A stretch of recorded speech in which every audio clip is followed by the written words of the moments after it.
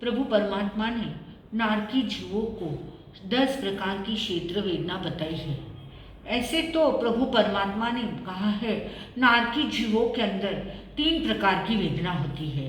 एक होती है क्षेत्र वेदना, एक होती है परस्पर कृत वेदना और एक होती है देवता कृत वेदना। कहते हैं कि पहले नारकी से लेकर तीसरे नारकी के जीवों तक देवता कृत वेदना होती है, यानी जो परमाधारी देवता होते हैं, यह परमाधामी देवता पहली, दूसरी और तीसरी नारकी तक के जीवों को आकर वेदना देते हैं। उसके बाद में कहा है कि चौथे नारकी से लेकर 7वीं नारकी तक परस्पर कृत वेदना होती है। कौन सी वेदना? परस्पर कृत, यानी नारकी जो एक दूसरे को तकलीफ देते हैं, एक दूसरों को पीड़ा देते हैं, एक दूसरों को कष्ट देते हैं। और तीसरी वेदना जो क्षेत्र वेदना प्रभु परमात्मा ने बताई है, वह पहले नारकी से लेकर 7वें नारकी तक 7 नारकियों के अंदर यह वेदना पाई जाती है। अब यह 10 क्षेत्र वेदना कौन सी है? तो पहली क्षेत्र वेदना प्रभु परमात्मा ने बताई है कि नारकी के अंदर अनंत क्षुधा होती है।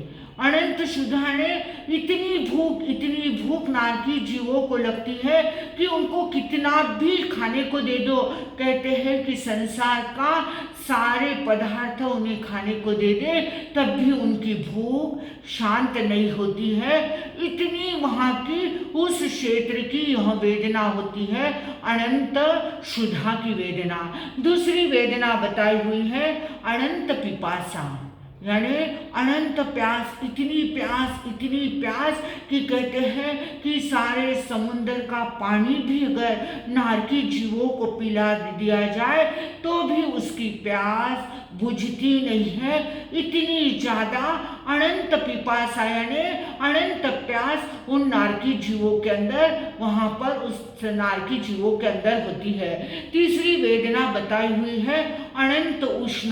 अनंत उष्ण यानी इतनी गर्मी वहाँ के नारकी जीवों को होती है कि कहते हैं कि उस वेदना के गर्मी के उस जीव को ला करके अगर जैसे हमारे यहाँ पर भड़भुंजे सेकते ना, फुटाने आदि फोड़े जाते हैं, वहाँ रेती कितनी गर्म होती है, उस भड़भुंजे की उस गर्म रेती के अंदर अगर उस जीव को ला कर रख दे तो उसे ऐसा लगता है कि जैसे मैं बर्फ में, यानी इतनी वेदना, उष्ण वेदना उस नारकी के अंदर होती है।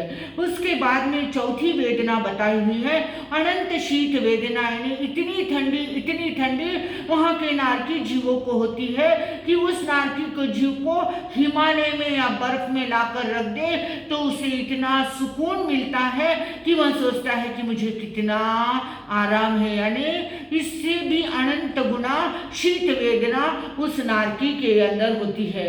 उसके बाद में 5वीं वेदना बताई हुई है अनंत ज्वर वेदना, यानी अनंत ताप, अनंत ज्वर, माने वहाँ के नारकी जीवों को हमेशा ज्वर होता है, इतनी वेदना वहाँ पर होती है। यह क्षेत्र की वेदना है।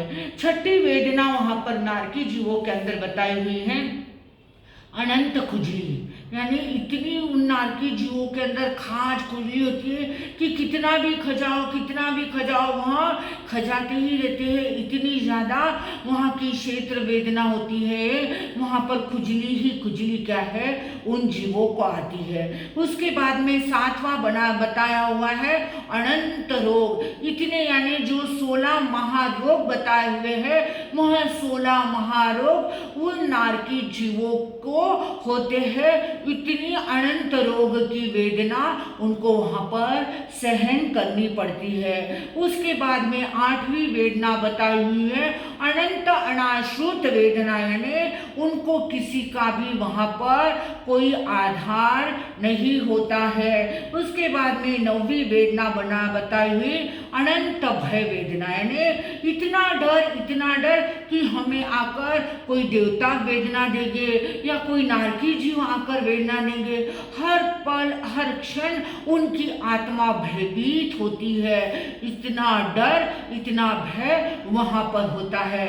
और आखिरी और 10वीं वेदना बताई हुई है अनंत शोक यानी अनंत दुख वहाँ पर होता है, इतना दुख कि उस दुख की कोई सीमा नहीं है। इतनी वेदना उन नारकी जीवों के अंदर, यह 10 प्रकार की क्षेत्र वेदना पहले नारकी से लेकर 7वें नारकी तक पाई जाती है, जिसका वर्णन प्रभु परमात्मा ने बताया हुआ है। तो सभी ने इस वेदनाओं को ध्यान रखना है और सोचना है कि हमको ऐसी वेदना क्या है, हमको ऐसी वेदना सहन नहीं करना है, तो हमें नारकी का बंधन नहीं करना है। इस बात का सभी ने ध्यान रखना है। सेवम भंते सेवम भंते।